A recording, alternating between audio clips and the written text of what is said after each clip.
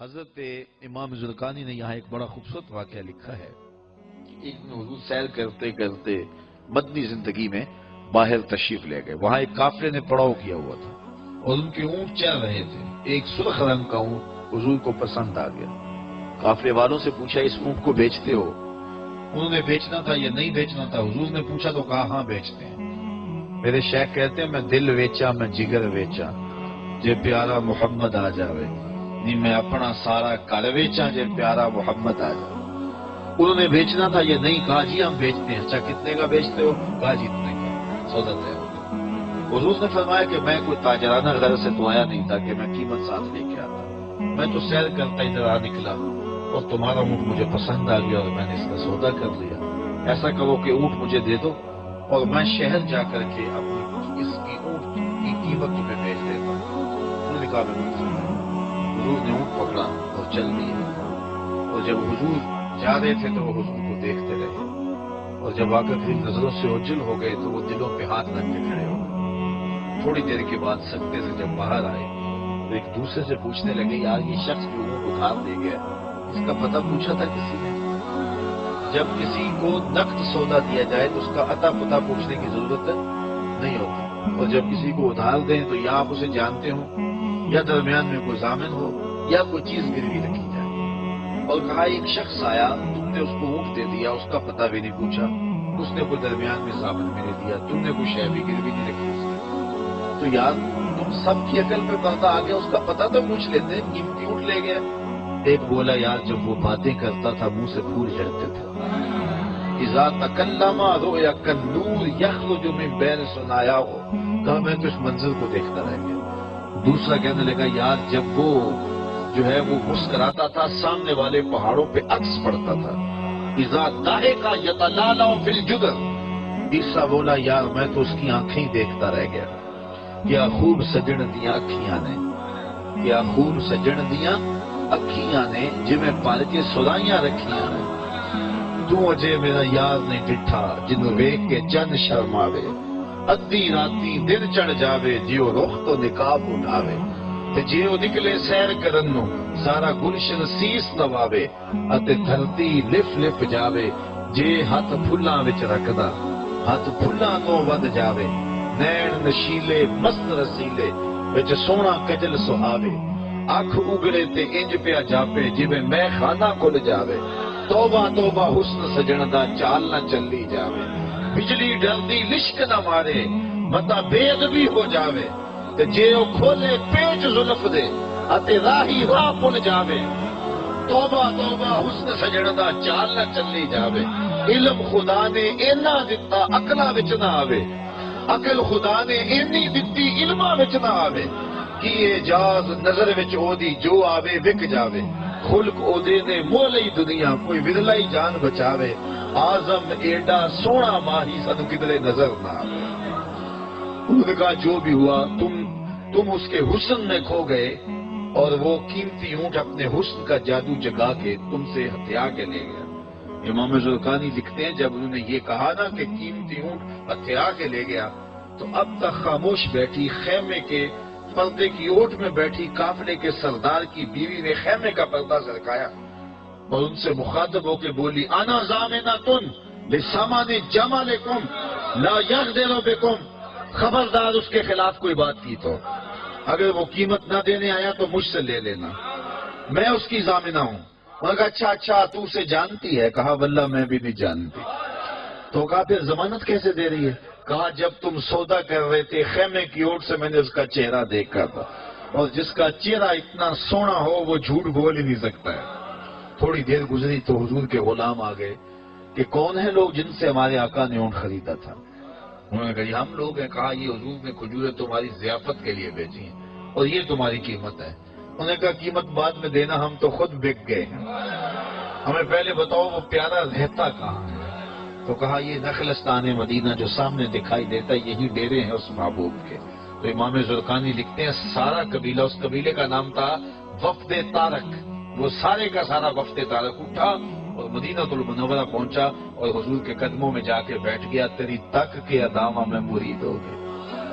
تو چہرہ اتنا خوبصورت تھا اللہ اکبر. دیکھنے والے کہا کرتے ہیں اللہ اللہ، یاد آتا ہے خدا دیکھ کے صورت تیری۔ تو کسی سے اگر پیار اس لیے کیا جاتا ہے کہ وہ سونا بڑا ہے، تو پھر آؤ نا اس سے پیار کیجئے جو اتنا سونا ہے کہ پیر مہر علی بول کے کہنے لگے، مکھ چند بدر شاہ شانی ہے، متھ چمک دی لاٹ نورانی، کالی زلف تے اکھ مستانی ہے، مخمور مد بھریاں۔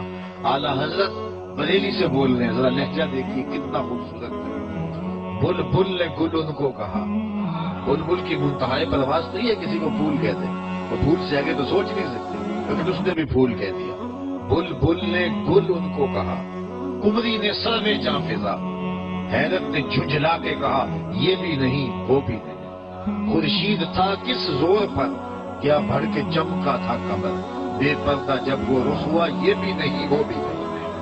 وہ حسن دیا اللہ نے اپنے محبوب کو، تو کسی سے اگر اس لیے پیار کیا جائے کہ وہ سونا بڑا ہے، تو مجھے بتاؤ کہ حضور جیسا سونا زمانے میں کوئی ہو سکتا ہے؟ اللہ اکبر، سارے حسن حضور کے قدموں سے پھوٹتے ہیں۔ اور مجھے اتنا اچھا لگتا ہے یہ شعر اعظم چشتی مرحوم کا، اس نے پتہ نہیں کہاں بیٹھ کے یہ شعر لکھ دیا کہ سمجھا نہیں ہنوز میرا عشق بے ثبات، سمجھا نہیں ہنوز میرا عشق بے ثبات، تو کائنات حسن ہے یا حسن کائنات، تو کائنات حسن ہے یا حسن کائنات۔ تو اگر کسی سے اس لیے پیار کیا جاتا ہے کہ وہ خوبصورت بہت ہے، تو پھر بتاؤ حضور کے حسن، یاد حضور کے چہرے کا جمال اور رنگ اور شان تو پھر حضور کا چہرہ ہے نا۔ حضرت میمونہ بنت کلثم رضی اللہ تعالیٰ عنہ فرماتی ہیں کہ مجھے حضور کی زیارت کا شوق ہوا تو میں اپنے والد گرامی کے ساتھ حضور کی زیارت کے لیے حجۃ الوداع کے موقع پہ میں حج کے لیے گئی، اور حضور سواری میں بیٹھے تھے اور میں اپنے والد گرامی کے ساتھ حضور کی قربت حاصل کرنے کے لیے اور حضور کی زیارت کے لیے پہنچا۔ حضور کے چمکتے چہرے پر نظر جم نہ سکتی تھی، اور میرے میں ہمت نہ ہوئی کہ میں حضور کے چہرے کو دیکھ سکوں۔ تو حضور سواری میں بیٹھے تھے تو میں حضور کے پاؤں کو دیکھنے لگی۔ فرماتی ہیں کہ حضور کے انگوٹھے کے ساتھ والی جو انگلی تھی، اس کا قد باقی انگلیوں کی مناسبت سے لمبا تھا۔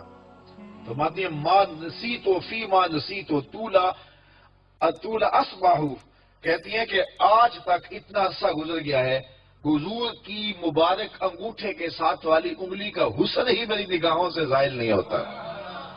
یار جس کی انگلی اور جس کے پاؤں کا حسن اتنا ہے، اس کے چہرے کی جمال کی کیفیت کیا ہوگی؟ وہ کسی شاعر نے کہا تھا نا کہ قدموں پہ جبیں کو رہنے دو، چہرے کا تصور مشکل ہے۔ قدموں پہ جبیں کو رہنے دو، چہرے کا تصور مشکل ہے، جب چاند سے روشن ایڑی ہے رخسار کا عالم کیا ہوگا؟ جب چاند سے روشن ایڑی ہے رخسار کا عالم کیا ہوگا؟ تو حضور علیہ السلام کے حسن اور حضور کے جمال کی وجہ سے اگر پیار کیا جائے تو پھر مجھے بتاؤ کہ حضور علیہ السلام سے بڑھ کر کائنات میں حسین کون ہو سکتا ہے، خوبصورت کون ہو سکتا ہے؟ تو اس لیے ہماری محبتیں اور ہماری عقیدتیں حضور کی بارگاہ میں دست بستہ حاضر ہیں۔ اب کسی سے اگر پیار کر لیا جائے تو اس پیار کے تقاضے کیا ہیں؟ بندہ جس سے پیار کرتا ہے اس کا کثرت سے ذکر کرتا ہے، اور یہ محفل میلاد اس عقیدت کا روپ ہے، محبت کے اس تقاضے کی تکمیل ہے۔ بندہ جس سے پیار کرتا ہے اس کا کثرت کے ساتھ ذکر کرتا ہے، اس کا جی چاہتا ہے کہ اس کا تذکرہ چھڑا رہے، اس کی باتیں ہوتی رہے۔ رومی علیہ رحمہ جنہیں اقبال نے اپنا مرشد مانا ہے، ان کا کمال یہ ہے کہ وہ تمثیل سے بات سمجھانے کی عادت کرتے ہیں۔ وہ اس نقطے کو بڑی خوبصورتی سے سمجھاتے ہیں کہ کسی نے مجنو کو دیکھا کہ ریت کے اوپر لیلا لیلا لکھ رہا ہے، اس نے رک کے پوچھا یہ کیا کر رہے ہو؟ تو گفت مشق نام لیلا بھی کنم خاطر خود را تسلی بھی۔ اس نے کہا اپنے محبوب کا نام لکھ لکھ کے دکھی دل کو قرار دے رہا۔ تو رومی کہتے ہیں کہ اگر مجنو کو لیلا کا نام تسلیم دیتا ہے تو امتی کو حضور کا نام تسلیم نہیں دیتا۔ اور میں تو کہا کرتا ہوں میں خانہ سہارا دیتا ہے نہ جام سہارا دیتا ہے، ہم کو تو مدینے والے کا ایک نام سہارا دیتا ہے۔ ٹھنڈ پڑ جاتی ہے سینے میں جب کسی کے لبوں پہ اس مبارک نام کا چراغاہ ہوتا ہے۔ تو جس سے پیار کیا جاتا ہے اس کا کثرت سے ذکر کیا جاتا ہے۔ میاں صاحب نے بھی اپنے انداز میں کہا ہے نا، جو کسی عاشقوں میں تے گالوں سے نہیں کرتا، 100 مکر بہانے کر کے مرنے ہو سے مرتا۔ جب محبت کسی سے ہو تو پھر اس کا تذکرہ کسی نہ کسی بہانے چڑھا جاتا ہے۔ یہ نہیں ہو سکتا کہ طبیعت اچاٹ ہو جائے کہ یہ بات چھوڑو بھی نہ۔ میں مختلف جگہوں پہ جاتا ہوں تو بعض لوگ برسیاں دیتے ہیں جناب میلاد النبی کے ثبوت کے حوالے سے بھی کوئی بات کیجیے، تو میں کہتا ہوں کہ دلائل کی زبان میں ہمارے علماء بات کرتے ہیں اور کمال کر دیتے ہیں، لیکن میں کہا کرتا ہوں اپنے سادے لہجے میں، کیا حضور کے ذکر کے لیے بھی دلیل کی ضرورت ہے؟ کبھی ایسا ہوا ہے کہ پھولوں کا تذکرہ چھڑا ہو اور بلبل کہے کہاں لکھا ہے؟ بات شمع کی ہو رہی ہے اور پروانہ دلیلیں ڈھونڈ رہا ہو، اور یہ بھی ممکن نہیں ہے کہ بات سرکار مدینہ کی ہو رہی ہو اور امتی کو کسی دلیل کی ضرورت ہو۔ محب کے لیے اس سے بڑا سرمایہ کوئی نہیں کہ کوئی اس کے محبوب کا ذکر چھیڑ دے۔ تو محبت کا تقاضا ہے بندہ جس سے پیار کرے اس کا کثرت سے ذکر کرے۔ دوسرا تقاضا یہ ہے بندہ جس سے محبت کرتا ہے اس کا نہ عیب سن سکتا ہے نہ اس کا عیب دیکھ سکتا ہے۔ حبو کا شیع یومی و یسم، بندہ جس سے محبت کرتا ہے اس کی محبت میں بہرا بھی ہوتا ہے، اندھا بھی ہوتا ہے۔ اس کی محبت میں جو ہے وہ نہ اس کا عیب بیان کر سکتا ہے، نہ اس کا عیب سن سکتا ہے، نہ اس کا عیب دکھائی دیتا ہے۔ جہاں محبت پیدا ہو وہاں عیب نظر نہیں آتے، وہاں کمال نظر آتے، عیب ہوں بھی تو نظر نہیں آتے۔ رومی علیہ رحمہ فرماتے ہیں، وہ اس کو بھی ایک تمثیل سے سمجھایا کہ بادشاہ وقت نے لیلا کو دربار میں بلا لیا اور کہا کہ تیرے حسن کا بڑا شعلہ ہے، تو نے ایک شہزادے کو حواس باختہ کر کے رکھ دیا، حتیٰ کہ اس کا تشخص اور نام بھی بھول گیا۔ نام تو اس کا کیس تھا نا، لیکن دنیا مجنون کے نام سے جانتی ہے۔ وہ کسی نے کہا تھا تیری محفل میں آ کے بدنام ہوئے، نگاہ زمانہ میں بے نام ہوئے، تو نے وعدہ کیا تھا بچھڑیں گے نہ ہم، تیرے ہی ہاتھوں سے نیلام ہوئے۔ تشخص تک مٹ گیا، نام تک مٹ گیا۔ کہا تیری آنکھوں میں کون سا جادو ہے کہ تو نے ایک شہزادے کو حواس باختہ کر دیا؟ مجھے تو تیرے میں کوئی کمال نظر نہیں آیا، تیرے سے زیادہ میری لوڈیا خوبصورت۔ گفت لیلا را خلیفہ کاں توئی، کس تو مجنو شد پریشان و غبی، از دیگر خوباں تو افزون دیستی، گفت خامش جو تو مجنو دیستی۔ بادشاہ نے بلا کر کے لیلا کو کہا کہ کون سا جادو ہے تیری آنکھوں میں؟ تیرے سے تو زیادہ میری لونڈیاں حسین ہے، مجھے تو کوئی کمال نظر نہیں آ رہا۔ تو لیلا نے 2 لفظی جواب دیا، گفت خامش، کہا بادشاہ چپ کر جا، چوں تو مجنو دیستی، تو کوئی مجنو تو نہیں۔ دیدائے مجنو اگر بودے تو از تو عالم بے خطر بودے تو، تیری آنکھ مجنو والی ہوتی پھر تو مجھے دیکھتا۔ تو ہوشدارو لیک مجنو بے خودست، در طریقے عشق بیداری بدست۔ تو ہوش والا ہے اور مجنو ہوش کو چھٹی دے کے آیا ہے، اور اس کوچے میں ہوش کی پونجی چلتی نہیں ہے۔ تو رومی کہتے ہیں کہ اگر لیلا کو دیکھنا ہے تو مجنو کی آنکھ چاہیے، اور مصطفیٰ کریم کو دیکھنا ہے تو ابو بکر کی آنکھ چاہیے۔ اگر وہ نگاہ ہوگی تو کبھی ہو ہی نہیں سکتا کہ کوئی عیب دکھائی دے، اور یہ تو ذات وہ ہے جہاں عیب ہے ہی نہیں۔